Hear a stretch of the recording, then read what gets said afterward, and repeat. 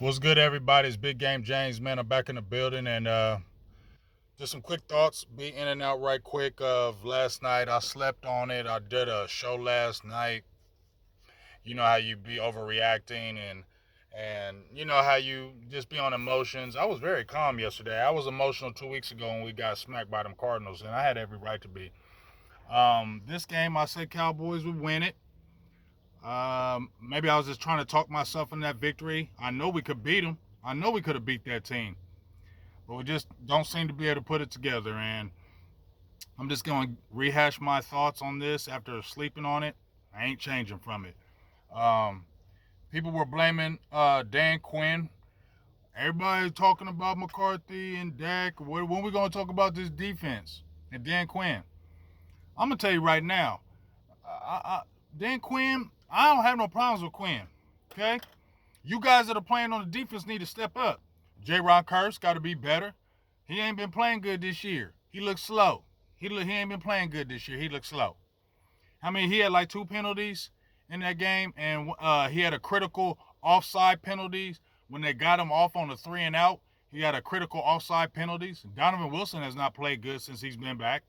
Okay, he had a offside penalty. He had the first play of the game. He had a personal foul that gave him 15 yards that took him to the 43-yard line already. He had the unnecessary roughness on the hit, which that was debatable, but those two haven't played good. And ever since Wilson has come back, they haven't played good. So hopefully Quinn will figure that out. I said Wanye Thomas needs more significant snaps in that game, and he needs to play more than Curse. Curse is not a world beater as a player. Just my opinion. So that's my thoughts on that. Also, Dallas defense is missing Stephon Gilmore. Is missing Trevin Diggs. Okay? When we saw the initial injury, I said, okay, Dallas will be okay because you got other players that can step up. You got a good defense. You got a good front line that'll protect you. But that front ain't getting there. And if that front ain't getting there, things are getting exposed. And one thing I know, teams are exposing Stephon Gilmore. And I'm not mad on that trade. I'm not mad that we got him. I like Gilly. But Father Time is undefeated. And right now, these teams are looking, let's put a fast receiver on Gilly and work him out. Because Gilly don't have that speed no more. And you can see it. And that's why these teams are attacking him. They're attacking him with speed receivers. They did it with Hollywood Brown. They did it with Brandon Ayuk.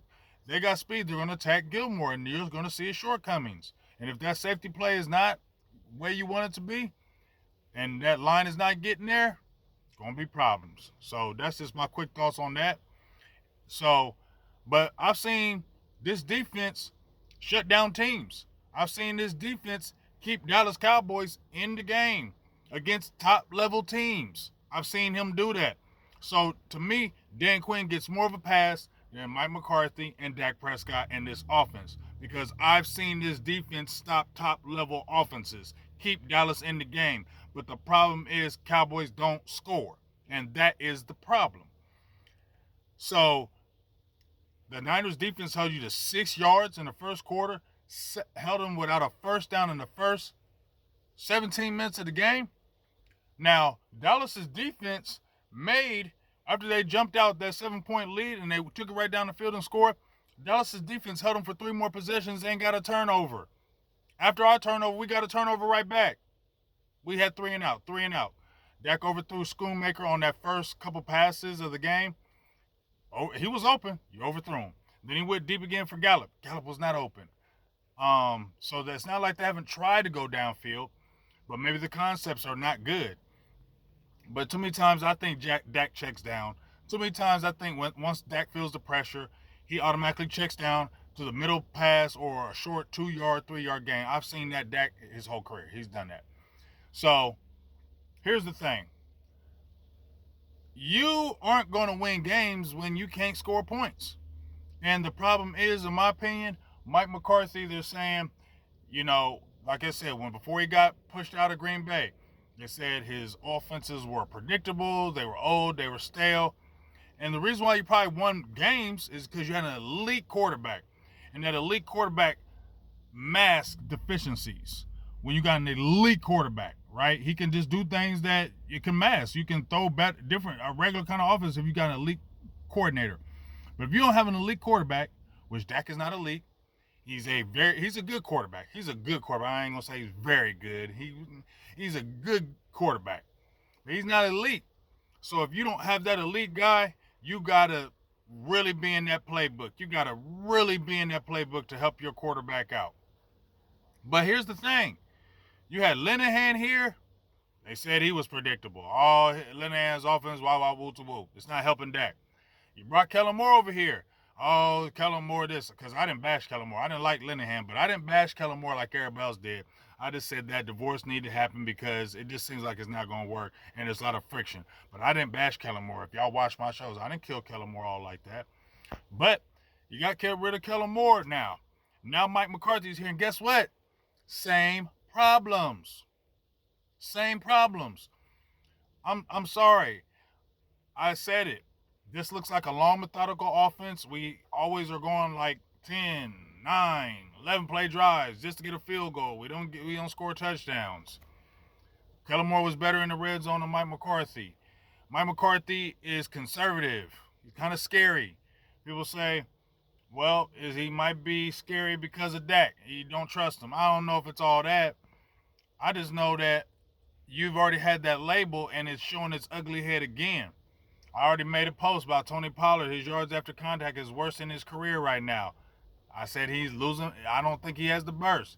And I said Rico Dowdell, Hunter Luke, you got to get more carries. They did not. You keep trying to force it to Schoonmaker. I get he's a second-round pick. But as I said before, they were throwing the ball, but whenever there's pressure, I just feel like Dak can't handle it. And I just feel like Dak has peaked.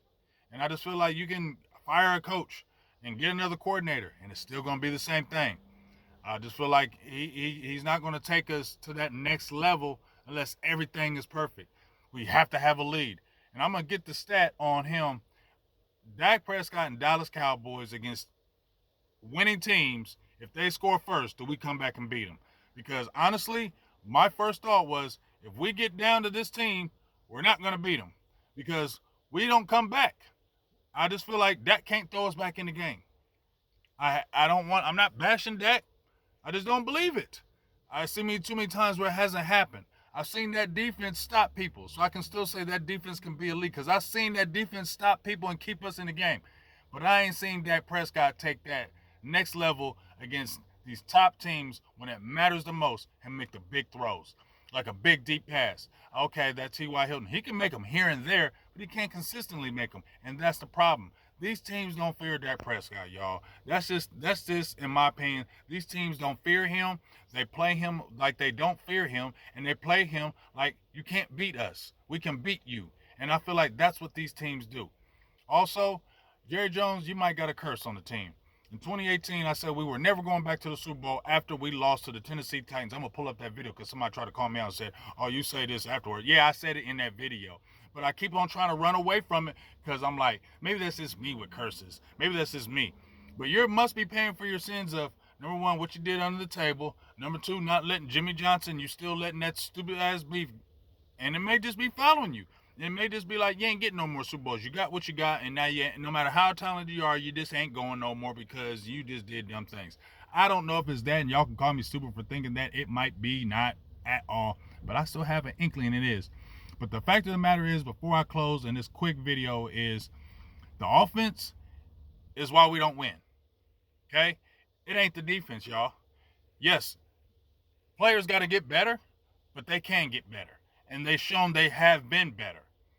We've had 8 years to see what Dak Prescott can do to take us there. And it's still the same thing with every different coordinator. It's still the same thing with him with every different coordinator. And I can't run past that.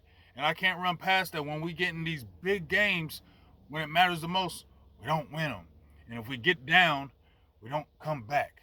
And I don't like that. So, I'm Best of Enemies. I'm going to catch my fade today on the Best of Enemies. These Eagle fans are going to go ham on me, but I'm shutting up. You know, I try to believe it. I try to drink the Kool-Aid. I try to be different, not as pessimistic, not being all, mad all the time and not believing. And see, as soon as I try to believe, this is what happens. Some told me don't do it, but I jumped out there and did it. drank the Kool-Aid, and I shouldn't. Now I'm pouring the Kool-Aid back in the pitcher. I must have spiked it with a little Hennessy and it got me drunk off of it. But now I'm shutting the hell up. I'm being quiet because as long as I see this offense and as long as I see Dak back behind center, I just don't know if it's going to happen. And one last thing, they didn't get Trey Lance for nothing. And I don't know if they're going to sign him to the extension. And I feel like that's why they waited. They didn't want to give him this extension because this was an all-in year in their eyes, and they wanted to see. And if they fail again with Mike McCarthy and Dak Prescott, I don't think he gets a extension. And I'd rather not. Big Game James, I'm out. Peace.